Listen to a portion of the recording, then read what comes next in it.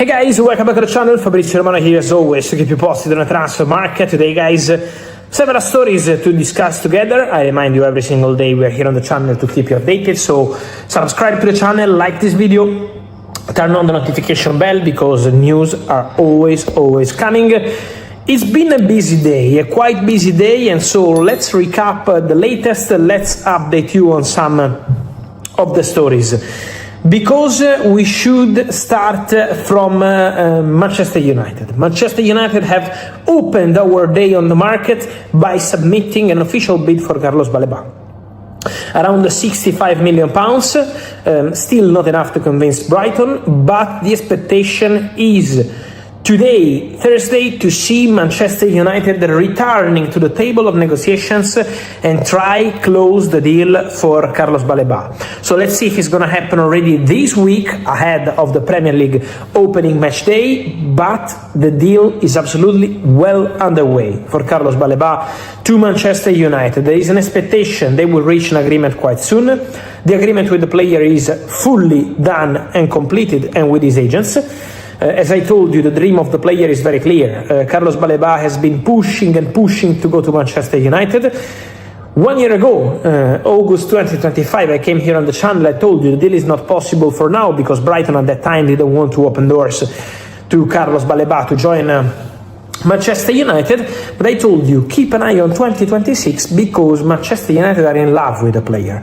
And Man United decided to go for him. So now, the deal is on the right way. The expectation is to get it done. Also important to mention one thing. Today Ederson spoke, and Ederson confirmed absolutely what I told you.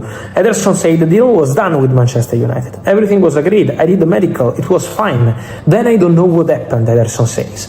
So, Manchester United were pointing at medical tests. The feeling of those involved in the deal on player side has always been that Man United changed their mind.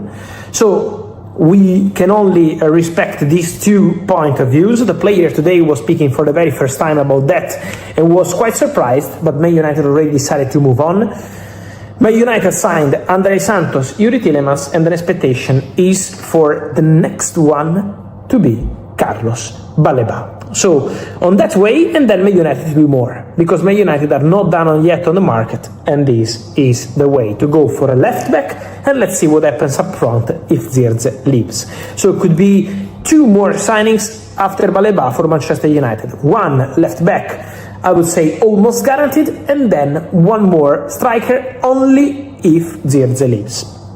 Then, talking about more opportunities, keep a close eye on Tottenham, because Tottenham are working on several opportunities. I always told you here on the channel in all my videos, 2 wingers plus striker. The wingers wanted by Tottenham are and remain Savinho or Pedro Neto if Savinho deal doesn't work. So 1 between Savinho and Pedro Neto, but priority is Savinho. And on the other wing, Cody Gakpo from Liverpool. These are the 2 wingers they want at the club. And then center striker Omar Marmoush is an option. Nico Jackson is an option.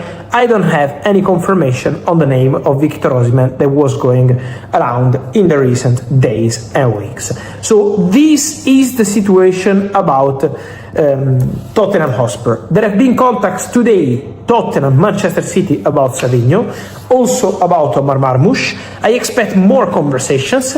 And then guys, let me bring to the table also Al Hilal, because Al Hilal are also in the race for a winger, and so now when you arrive to the final weeks of the window, it's quite obvious that the same players are target for both clubs, because when these kind of clubs are looking with kind of same budget to the same kind of player, it's obvious that they are managing similar options. So Pedro Neto is the backup if Savio doesn't work for Tottenham, but is also an option for Al Hilal. And another name being considered by the Saudi club is also Gabriel Martinelli.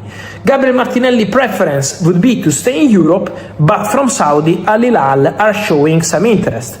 But again, for Al Hilal, there is Pedro Neto, there is this possibility with Martinelli, so we have to see what's going to happen. Gabriel Martinelli has chances to leave Arsenal in these final weeks of the summer transfer window, because there is movement around Martinelli, because there are clubs calling and trying to understand the situation, and because Martinelli for Gabriel Teta is no longer untouchable. Imagine that for the Community Shields, Martinelli was not even on the bench.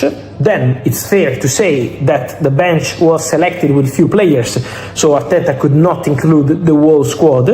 But at the same time, Martinelli went to be a starter, almost regular starter at Arsenal, to Solis starting in the Community Shield, doing very well with two assists, and Martinelli not even in the squad without an injury.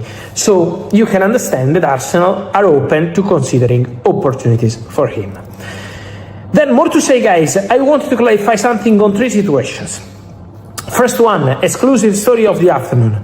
Galatasaray have submitted an official bid in paper to Crystal Palace for Ismaila Sarr. My understanding is that the bid was between 30 and 40 million euros package, rejected. Crystal Palace are not accepting these numbers. Has to be a crazy bid for Crystal Palace to accept, because they want to keep the player. They want Ismaila Sarr to stay and to be an important part of the project.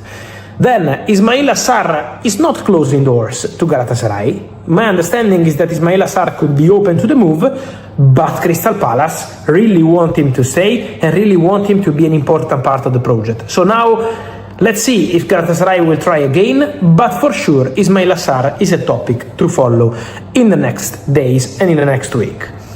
Many questions on Nico Gonzalez, Manchester City for Newcastle. What's going on with Nico and Newcastle? On Nico, my understanding is that Manchester City are quite open to doing business with Newcastle United about Nico Gonzalez. So for Man City, despite being short in midfield, Man City are not closing doors to the exit of Nico Gonzalez. Has to be the right proposal, but Man City are not closing doors to Newcastle.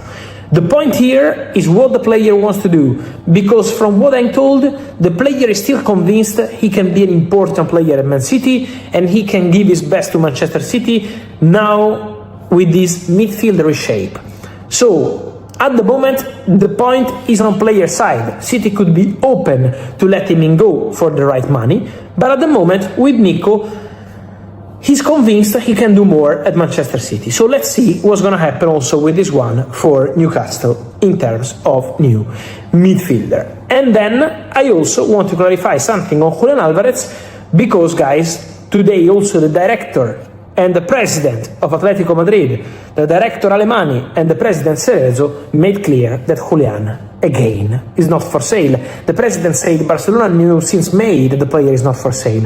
Matteo Alemani, the director, said our CEO spoke in public, that's it, it's over. So Barcelona understand now that the Julián Álvarez deal, despite waiting, hoping and showing Julián how much they want him, is simply not developing. So at the moment, the Julián story is completely freeze for Barcelona, and the player is considered and expected to stay at Atletico Madrid, as the club has mentioned. On this, guys, and much more, I will keep you posted in the next videos. So remember to like this video, to turn on the notification bell, to subscribe to the channel, and I will see you soon, here as every single day, together. Thank you, guys.